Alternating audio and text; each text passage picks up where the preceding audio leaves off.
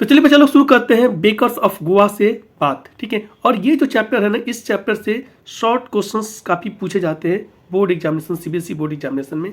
तो चलिए हम लोग बात करते हैं ना इस चैप्टर से कुछ शॉर्ट क्वेश्चंस की इस वीडियो लेक्चर्स में, ठीक है। तो अब देखिए पहला क्या है ना, पहला क्वेश्चन क्या है कि how is bread N important part of Goa life. Goa की ज़िंदगी में ना ब्रेड का क्या महत्व है और क्यों इतना इम्पॉर्टेंट रोल प्ले करता है। How do you know about this, और आप जो है ना इसके बारे में कैसे जानते हैं कि ब्रेड जो है ना बहुत ही इंपॉर्टेंट रोल प्ले करता है। देखिए इसका आंसर है the bread is an important part of Goan life even today as it is evident from the social life here.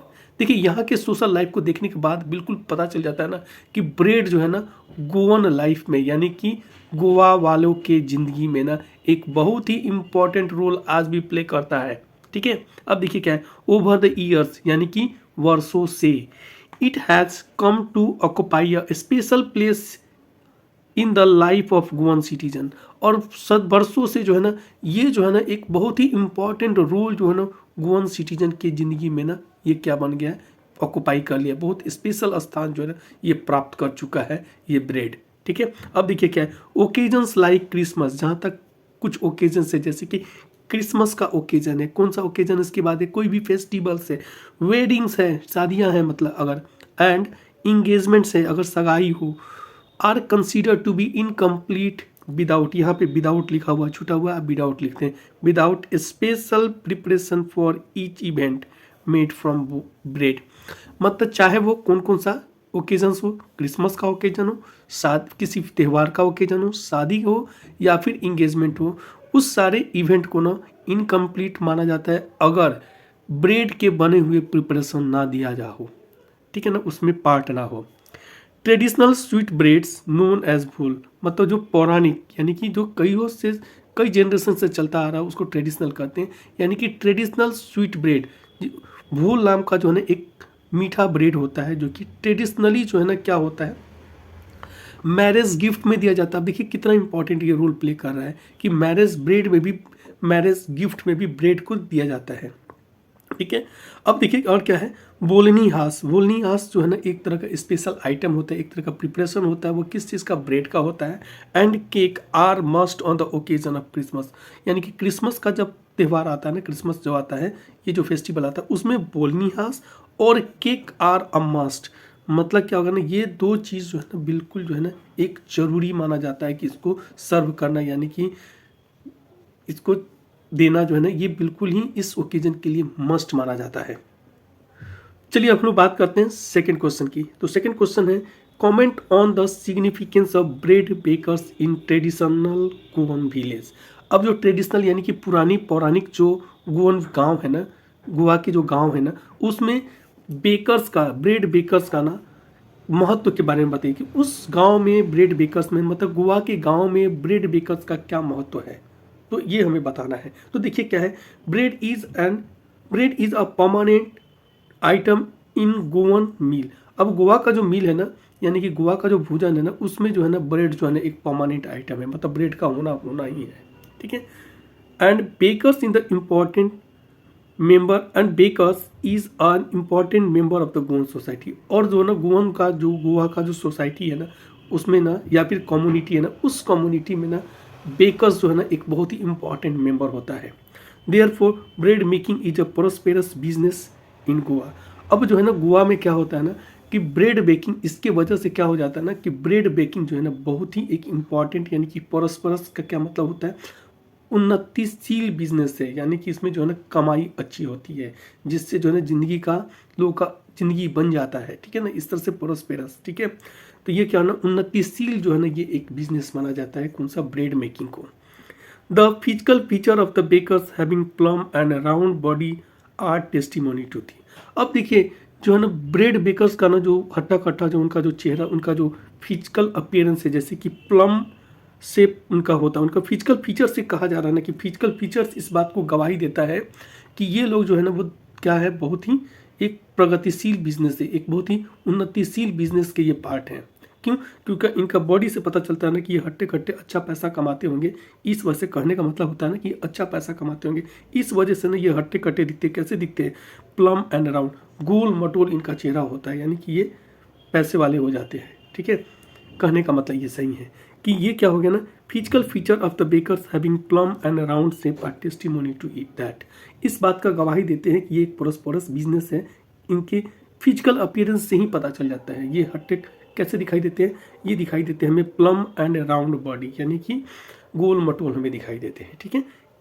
Anyone who is fat and plum is considered to be a baker. अब वो कोई आदमी जो गोल मटोल हो, plum हो और क्या हो, फैट हो, उसको लोग समझ ही जाता है कि ये क्या है, ये व्यक्ति जो है ना वो बेकर है। अब देखिए आते हैं इनके पहनावे ओढ़ावे पे।